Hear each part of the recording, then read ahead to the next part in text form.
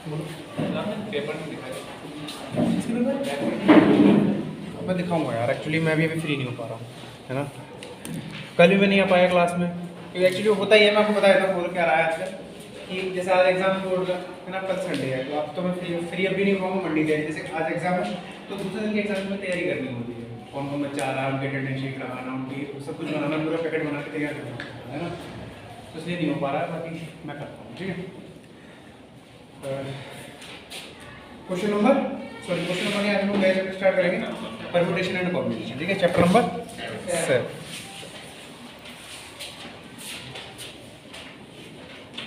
Chapter 7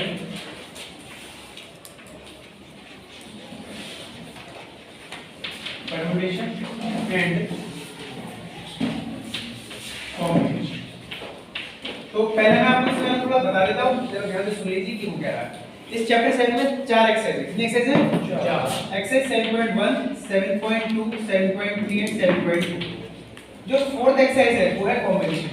वहां पर मैं आपको कॉम्बिनेशन के बारे में समझाऊंगा कि कॉम्बिनेशन क्या होता है, कौन से फॉर्मूले लगेंगे, वहां पर हम एक्सरसाइज 7.4 पे काम करेंगे, ठीक है। 7.3 में आपको बताऊंगा परम्यूटेशन के बारे में, किसके बारे में? परम्यूटेशन। और बाकी जो बची दो एक्सरसाइज, तो चैप्टर का नाम नहीं है, वो हम पढ़ेंगे 3 और 4, ठीक है। बाकी जो बची है दो एक्सरसाइज 1 और 2, तो यहाँ पर मैं आपको बताऊंगा काउंटिंग की, काउंटिंग कैसे करते हैं, क्या बताऊंगा? और यहाँ पर मैं बताऊंगा आपको फैक्टोरियल, क्या बताऊंगा? ठीक है। फैक्टोरियल ये सब कुछ क्या है बाद में कर लेंगे, पहले आज हम काउंटिंग पढ़ते हैं, काउंटिंग। अगर मैं जनरली आपसे बोल रहा हूँ कि हम यहाँ पर काउंटिंग पढ़ेंगे, तो आप लोग थोड़ा सोच रहे हो यार काउंटिंग तो मैं आती नहीं आती है, अरे बोलो आती है ना काउंटिंग, कोई नई चीज तो है नहीं, 1 2 3 4 5 6 सबको आती है काउंटिंग, हाँ या ना? Yes sir. लेकिन यहाँ पर जो काउंटिंग पढ़ने वाले हैं कुछ स्पेशल टाइप ऑफ काउंटिंग है, वो काउंटिंग कैसी है मैं थोड़ी आपको एक एग्जांपल के थ्रू समझाता हूँ कि किस तरीके हम लोग काउंटिंग पढ़ने वाले हैं। जैसे सपोज करिए मेरे पास, मतलब मैं आज कहीं पार्टी में जाने वाला हूँ, ठीक है, और मुझे नए कपड़े पहनने हैं, मैंने अपनी अलमारी खोली तो उसमें मेरे पास 3 पैंट है, कितनी पैंट है? 3 पैंट, ठीक है, और 2 शर्ट। समझ में आ गई? सबको समझ में है कि हाँ सब ऐसा होता है ना। तो मैं कितनी तरीके से अपने आप को तैयार कर सकता हूं, यानी कि 3 जींस रखी हुई मेरे पास, बिल्कुल नहीं है, ठीक है, और 2 मेरे पास शर्ट रखी हुई है, बिल्कुल नहीं है। तो मैं अपने आप को कितनी तरीके से तैयार कर सकता हूं, बात समझ आ रही है? तो वो जो तरीके होंगे उन्हें हम काउंटिंग, उसकी काउंटिंग बोल रहे हैं, ठीक है। जैसे कि सपोज करिए मेरे पास 3 पैंट है, तो पहली पैंट, दूसरी पैंट और तीसरी, ये P1 मान लेता हूं, ये P2 मान लेता हूं, ये P3 मान लेता हूं। अब अगर सपोज करो मैंने फर्स्ट पैंट पहनी, ठीक है, तो अब इसके साथ चॉइस है, या तो मैं एक शर्ट पहन सकता हूं, S1 पहन सकता हूं, या फिर मैं दूसरी शर्ट पहन सकता हूं, ठीक है। यानी कि पहला तैयार होने का मेरा तरीका है कि P1 S1, पहली पैंट और पहली शर्ट पहन, ठीक है। दूसरा तैयार होने का मेरा तरीका है पहली पैंट और दूसरी शर्ट पहन, ठीक है। सिमिलरली यहां पर क्या हो सकता है सर कि मैं पैंट तो दूसरी पहन रहा हूं लेकिन शर्ट पहली पहन, ठीक है। इसी तरीके से मैं दूसरी पैंट पहन रहा हूं उसके साथ दूसरी शर्ट पहन, ये भी तो तैयार होने का तरीका है। Are you getting my point और नॉट? सिमिलरली अगर मैंने तीसरी पैंट पहन ली तो हो सकता है इसके साथ में पहली शर्ट पहन, या फिर अगर मैंने दूसरी शर्ट के साथ पहन ली तो P3 S2। यानी कि यहाँ पे मैं किस तरह काउंटिंग करने वाला हूँ कि मैं अपने आप को कितनी तरीके से तैयार कर सकता हूँ उस पार्टी में जाने के लिए, ठीक है। वो नंबर ऑफ काउंटिंग हम यहाँ पर पढ़ने वाले हैं। Are you getting my point? पक्का क्लियर है? समझ में आती है? चलो एक और मैं एग्जांपल बताता हूँ, इससे मेरे बात और थोड़ी समझ में आए आपकी। सपोज करते हैं कि हमारे पास कोई बच्चा है जिसकी कोई नर्सरी क्लास में मेरे बेटे का एडमिशन हुआ है फॉर एग्जांपल के तौर पे ना। अब उसके लिए मैंने क्या करा कि 3 टेबल रख दिए, T1 T2 और T3। कितने टेबल बॉक्स है उसके पास? 3 टेबल बॉक्स, ठीक है। अच्छा 2 बैग है उसके पास, B1 और B2, समझ में आ गया? 2 बैग हैं, 3 टिफिन है और 2 उसके पास वाटर बॉटल, 2 उसके पास वाटर बॉटल, क्लियर है? इतने सारे आइटम हैं उसके पास।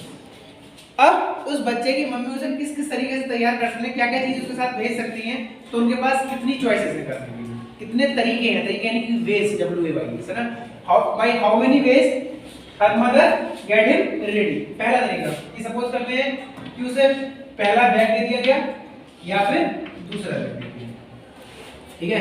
इस पहले बैग के साथ क्या कंडीशन हो सकती है कि पहला टिफिन दे दिया जाए या दूसरा टिफिन दे दिया जाए या फिर तीसरा टिफिन दे दिया जाए, हो सकता है नहीं होता है, क्लियर है? ठीक है। इसमें क्या होगा सर, इसमें ये होगा कि अगर उसने B1 बैग पहले लिया है और टिफिन पहले लिया है तो हो सकता है वाटर बॉटल पहले ले ले या फिर दूसरी वाटर बॉटल ले लो। तो यहाँ तरीका क्या तैयार हो गया, B1 T1 और W। पहला तरीका ये हो, बच्चे इस तरीके से आता है, पहली बॉटल ले ले, पहला बैग ले ले, दूसरा टिफिन ले ले और तीसरा वाटर बॉटल। क्लियर है? दूसरा तरीका क्या हो सकता है सर, B1 T1 और W, यानी कि पहला बैग ले ले, पहला टिफिन ले ले और दूसरी वाटर बॉटल ले ले। ये तरीका हो सकता है, ठीक है। या फिर क्या हो सकता है, अगर मैं यहाँ बात करूं तो सर यहाँ पर भी क्या होगा, W1 और W2 आ जाएंगे, ठीक है। तो यहाँ का तरीका होगा सर B1 T2 और W1। Similarly here V1 T2 और W। समझ में आ रही है बातें? पक्का? यहाँ पर मैं क्या कर सकता हूँ, यहाँ पर भी अगर मैं W1 और W2 इसमें चॉइस रख दूं तो W1 कैसे क्या हो जाएगा, B1 T3 W1, similarly B1 T3 W2। तो इतने तरीके से वो तैयार किया, मतलब इतने तरीके से उस बच्चे को स्कूल भेजा जा सकता है। ये कंडीशन किसके साथ है, खाली बैग बन गया। अब बैग 2 के साथ अलग कंडीशन लगेगी, है ना। जैसे कि सपोज करो कि इसमें यहाँ पर उसने T1 रख दिया और यहाँ पर उसने T2 रख दिया। चल 3 टिफिन देना, T2 और मैं यहाँ पर रखता हूँ T3, 3 टिफिन हो गए, ठीक है। और यहाँ पर वाटर बॉटल अलग हो जाएंगे, सो हां W1 और W2। तो क्या होगा, ये हो जाएगा B1 B2 T1 और W, ठीक है। सिमिलरली ये B2 और W2। क्लियर है ना बात? इसी तरीके से अगर W पर W2 मान लो तो क्या हो जाएगा, B2 T3 और W1। सिमिलरली B2 T3 और W2। और यहाँ पर भी अगर मैं W1 और W2 मान लूं तो B2 T2 और सिमिलरली है B2 W2, ठीक है। मैं यहाँ पर आपको एग्जांपल के तौर पर सिर्फ इतना समझाना चाह रहा हूँ कि जैसे यहाँ पर मेरे पास कितनी चॉइस थी, यहाँ पर मेरे पास चॉइस थी कि 3 पैंट्स थी और 2 शर्ट, यानी चॉइसेस थोड़ी सी कम थी एज कंपेयर टू दैट, है ना। तो मुझे कैलकुलेशन इसलिए चार्ट बनाने में थोड़ा कम समय लगा, ठीक। अब मेरे पास ये चॉइसेस थोड़ी ज्यादा हो गई इसके कंपैरिजन में, तो यहाँ थोड़ा चार्ट थोड़ा सा और डिफिकल्ट हो गया। यानी कि अगर मेरे पास कहीं पर कोई ऐसा क्वेश्चन आ जाएगा यहाँ पर 1000 चॉइसेस हो तो मैं चार्ट ही बनाता रह जाऊंगा फिर पूरे 1 से 2.5 घंटे। अरे घंटे में बैठा हूं। तो ये काउंटिंग करने का, ये नंबर ऑफ बेस काउंटिंग करने का एक तरीका होता है, ठीक है। हम विदाउट इस चार्ट के अपना सीधा सा आंसर दे सकते हैं। उसे ही हम जो मैथ समझा दिए वो बता दिए कि उसे हम बोलते हैं फंडामेंटल प्रिंसिपल ऑफ काउंटिंग, ठीक है। जहां पर चैप्टर शुरू हुआ है वहीं नीचे देखिए हेडिंग होगी फंडामेंटल प्रिंसिपल ऑफ काउंटिंग। मैं आपको वो समझाना चाह रहा हूं कि क्या है, उसका मतलब क्या है। जरा देख लीजिए एक बार। अगर आपके पास डिफरेंट ऑब्जेक्ट्स है, जैसे मेरे पास यहाँ पर 2 ऑब्जेक्ट्स अलग-अलग थे, पहला ऑब्जेक्ट पैंट और दूसरी ऑब्जेक्ट शर्ट, और पैंट भी 3 तरीके की है और शर्ट कितने तरीके की है, 2 तरीके की। तो जितने तरीके के मेरे पास हैं, जैसे कि पैंट कितने तरीके की थी, 3 तरीके की, और शर्ट कितने तरीके की थी, आप इन दोनों की मल्टीप्लाई कर दीजिए, इसे ही हम नंबर ऑफ बेस कहेंगे। कितने तरीके से मैं अपने आप को तैयार कर सकता हूं। देखो कितने तरीके आए थे, 1 2 3 4 5 6। अरे में बैठो। सिमिलरली इसमें क्या करेंगे, यहाँ पर कितने बैग मेरे पास कितने थे, यहाँ पर टिफिन कितने थे मेरे पास, और वाटर बॉटल कितनी थी मेरे पास, तो देखो 2 3 6 2 जा 12। देखो जरा कितने तरीके हैं, 1 2 3 4 5 6 7 8 9 10 11। अरे गड्डी में बैठो। अब अगर मैं आपको बिना डायग्राम बताए भी कुछ ऐसे आपसे बातें करूँ, मेरे पास 4 जैकेट है, 5 जूते हैं, ये है, ये वो है, तो अब आपको 4 बार जल्दी आप तो पूछते रहोगे बता कितना कितना, अब बस लिखते रहोगे आप, उसकी लास्ट में मल्टीप्लाई करके लीजिए, इतने तरीके से आप तैयार हो, ठीक है। तो यहाँ काउंटिंग तो कर रहे हैं, लेकिन आप उनकी काउंटिंग नहीं कर रहे हैं कि बैग 3 है या 1 2 3 वाली काउंटिंग नहीं कर रहे हैं, हम ये काउंटिंग कर रहे हैं कि हम कितनी तरीके से अपने आप को तैयार कर सकते हैं या कितनी तरीके से वो बच्चा स्कूल जा सकता है, ठीक है। इस काउंटिंग को हम यहाँ पर फंडामेंटल प्रिंसिपल ऑफ काउंटिंग के थ्रू समझिए। इज इट क्लियर और नॉट? दूसरी बात, हम इस फंडामेंटल प्रिंसिपल ऑफ काउंटिंग को, क्योंकि हम यहाँ पर जो हमारा मेन फोकस है वो तो प्रोडक्ट पे है ना, हम उन 2 नंबर्स की मल्टीप्लाई कर रहे हैं, तो इस फंडामेंटल प्रिंसिपल ऑफ काउंटिंग को मल्टीप्लिकेशन काउंटिंग भी बोलते हैं, ठीक है ना। क्या बोलते हैं, प्रिंसिपल ऑफ मल्टीप्लिकेशन। क्लियर है या नहीं? चलिए अब मैं आपको कुछ यहाँ पर एग्जांपल्स दे रहा हूँ जिससे कि आपको मेरी बात और समझ में आएगी। तो मैं अभी एक्सरसाइज स्टार्ट कर रहा हूँ, कुछ एग्जांपल के थ्रू हम लोग इन बातों को और समझते हैं कि किस तरीके की काउंटिंग यहाँ पर करने के लिए कहेगा। फिर मैं रफ कर दे रहा हूँ सब, ठीक है।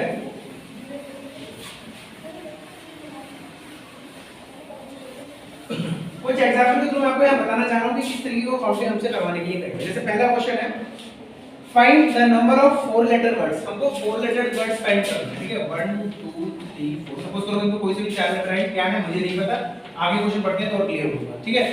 Find the number of 4 letter words with और विदाउट मीनिंग, चाहे उनका कोई मतलब हो या उनका मतलब ना हो, which can be formed out of the letters of the word rose, एक वर्ड है रोज, तो यही चार लेटर है जो कि यहाँ पर आने हैं, सही है। अब आप पहले लिख सकते हैं RSEO, क्या बना, मतलब हो या ना हो, बस बनाते रहो चार, ठीक है। तो पूछ रहा है where the repetition of letters is not allowed, जहां पर कि रिपीटेशन अलाउ नहीं है, यानी कि अगर एक बार R आ गया तो दोबारा R नहीं आएगा, है ना, रिपीटेशन अलाउ नहीं। तो कितने तरीके से हम इन 4 लेटर वर्ड्स को बना सकते हैं, अब देखो ध्यान सुनना किस तरीके से हम इसकी काउंटिंग करेंगे। चलो मैं पहला वाला ब्लैंक भरने की कोशिश करता हूं, चार ब्लैंक है मेरे पास, मैं पहला वाला ब्लैंक भरने की कोशिश करता हूं, तो इस ब्लैंक को भरने की मेरे पास कितनी चॉइस है, मतलब इन चारों में से कितनी चॉइस है ना, मैंने कि सर आप कोई सा भी लेटर यहां पर यूज कर सकते हैं, क्योंकि चार चॉइस है, मैं R ले लूं या O लिख लूं या S लिख लूं या फिर A लिख लूं, इज इट क्लियर और नॉट। अब सपोज करता हूं कि मैंने O लिख लिया, क्या लिख लिया, अब मुझे ये वाला करना है, इसमें अब कितनी चॉइस रहेगी मेरे पास, क्योंकि रिपीटेशन तो अलाउ है ही नहीं, तो O तो अब आएगा नहीं, O तो हो गया काम होगा, तो अब इस वाली ब्लैंक में कितनी चॉइस रहेगी मेरे पास, समझ में आ रही है ना बात, तो यहां पर मैं क्या लिखूंगा, अब सपोज करो मैंने इसमें E लिख दिया, ठीक है।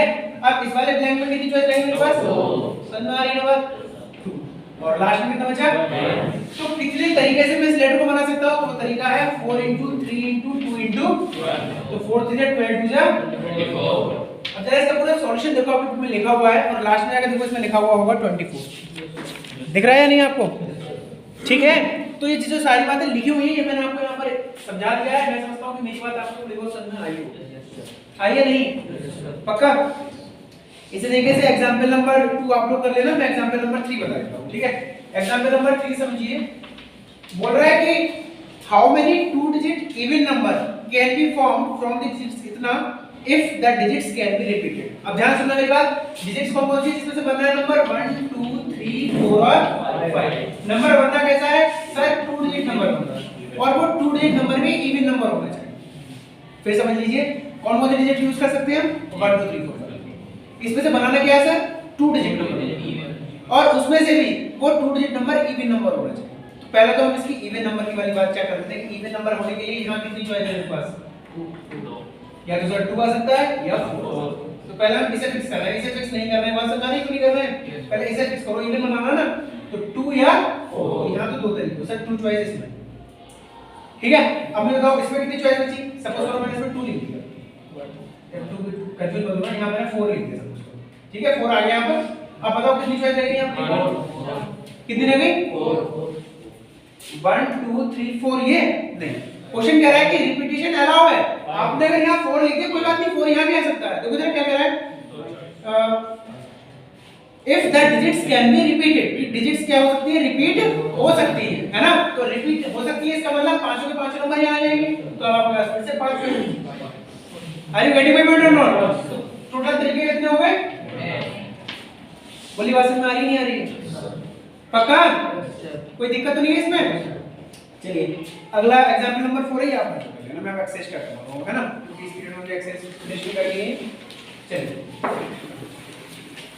अब आप काउंटिंग समझ गए होंगे किस तरीके की हमें इसमें काउंटिंग करने वाले हैं हम लोग, ठीक है।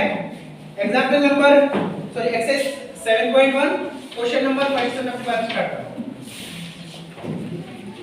बोल रहा है how many 3 digits number can be formed from the digits 1 2 3 4 and 5, 1 2 3 4 and 5। बोल रहा है हाउ मेनी 3 डिजिट्स नंबर, तो 3 डिजिट नंबर मतलब 1 2 3, कोई दिक्कत नहीं है। पहला बोला उसने repetition of the digits is allowed, repetition allow है, अगर रिपीटेशन अलाउ है तो इवन नॉट की बात भी नहीं कर रहा है, इवन नॉट की बात तो नहीं कर रहा है ना, तो अगर रिपीटेशन अलाउ है तो मुझे बताओ इसमें कितनी चॉइस है मेरे पास, 5, इसमें कितनी चॉइस है, उसी पर लो, और इसमें कितनी चॉइस है, ठीक है। तो पहले वाले का आंसर क्या जाएगा, क्लियर है या नहीं, पक्का। चलिए बात करते हैं दूसरे की, दूसरे में कह रहा है repetition of the digits is not allowed, इस बार रिपीटेशन अलाउड नहीं है। तो बताओ यहाँ कितनी चॉइस है मेरे पास, यहाँ कितनी चॉइस बची और यहाँ कितनी चॉइस बची, समझ में आ रही है बात, पक्का। 5 4 जा 23 जा, क्लियर है बात या नहीं, क्या पूरी थ्योरी लिखोगे, ऐसे लिखते हुए काम चल जाएगा, ऐसे लिखते काम चलेगा, ठीक है।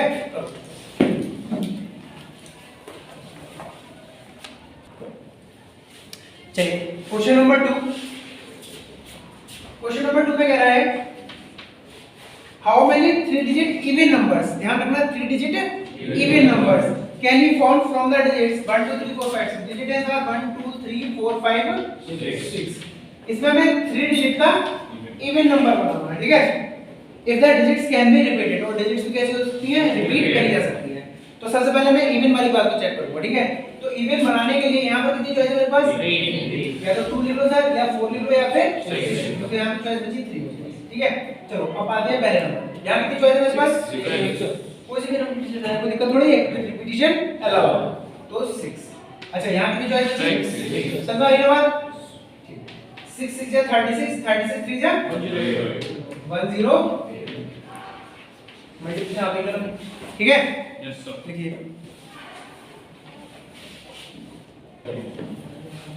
Now question number 3 is here. In question number 3 they are saying how many 4-letter code can be formed using the letters 10 letter of the English alphabet if no letter can be repeated. आप कोई से 10 letter ले सकते हैं English alphabet से, और मतलब 10 में से कोई से भी 4 अल्फाबेट ले सकते हैं आप लोग, और उससे आपको एक कोड बनाना है। तो कितने कितने लेटर ले सकते हैं, 4, ठीक है। अब मैंने 10 लिख दिया, समझ लो A to Z लिखा हुआ है यहां पर।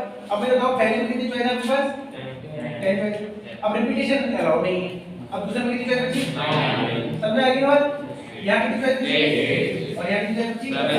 क्या आंसर आएगा, 50, ठीक है।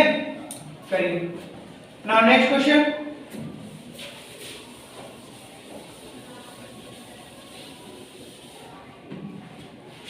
क्वेश्चन नंबर 4, सुनिएगा ध्यान से, जल्दी जल्दी लिखिए, सुनो।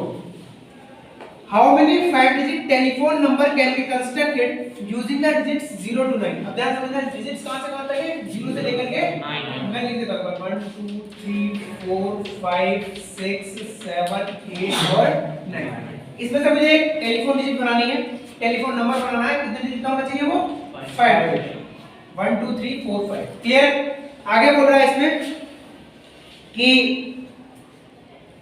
If each number starts with 67, प्रत्येक नंबर स्टार्ट किससे होगा, वो टेलीफोन नंबर 67, ठीक है, इससे स्टार्ट होना चाहिए।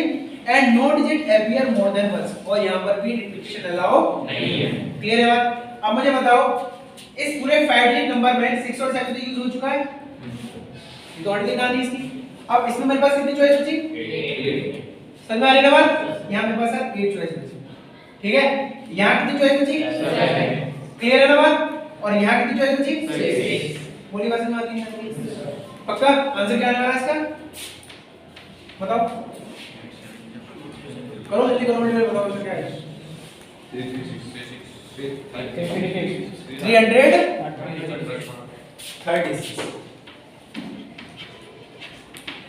समझ में आया ना क्वेश्चन, पक्का।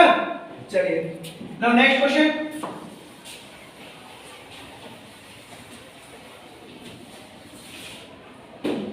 Question number 5।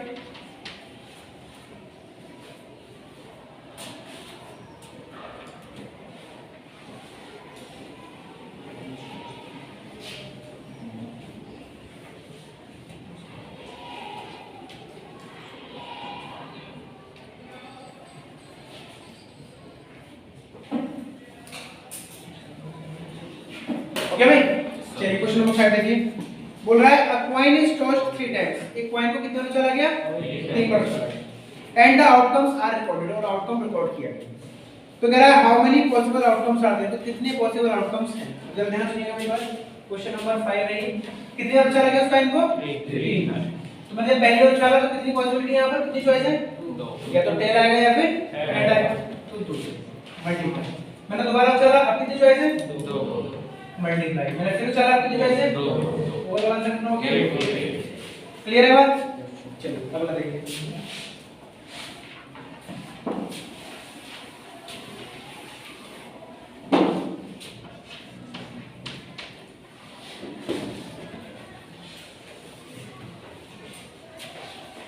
हो गया,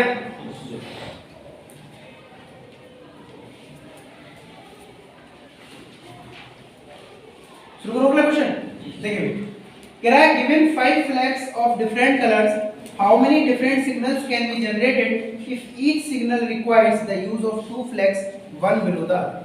यानी कि आपके पास मैंने 5 झंडे दे दिए अलग अलग कलर के, कोई ब्लू है, कोई पिंक है, कोई येलो, कोई रेड है, इस तरीके से कोई 5 झंडे दे दिए मैंने, और अब मैं कह रहा हूँ ये खेल खेलते कि आपको सिग्नल बनाना है। उस सिग्नल का अलग अलग मतलब होगा, और करना ये है कि आप पहले किसी झंडे को यहाँ रखो, किसी कलर के झंडे को, और दूसरे किसी कलर के झंडे को यहाँ रखो। यानी कि पहला आपने ऊपर रेड है और नीचे ग्रीन है, तो इसका ये मतलब हुआ करेगा। ऊपर येलो है, नीचे ब्लैक है, तो इसका ये मतलब हुआ करेगा। यानी अलग अलग उसको मतलब होंगे। अब आपके पास कितने झंडे हैं? 5। और आपको सिग्नल बनाने के लिए कितने झंडे जरूरत है? 2। तो कितने आप झंडे बना, कितने सिग्नल आप बना सकते हो, ये बात करते हैं। दोस्तों बताओ मुझे कि पहले वाले बॉक्स में कितने झंडे रख सकते हो आप? कितनी चॉइस है आपके पास? पहले बॉक्स में रखने के लिए 5 झंडे हैं ना आपके पास, तो 5 चॉइस है पहले झंडे में, पहले बॉक्स में रखने के लिए। इसमें कितनी चॉइस बची है? क्लियर है ना? तो टोटल नंबर ऑफ वेज कितना हो गया? 20। ये बात समझ नहीं है? पक्का? So by this our exercise 7.1 is completed। ठीक है।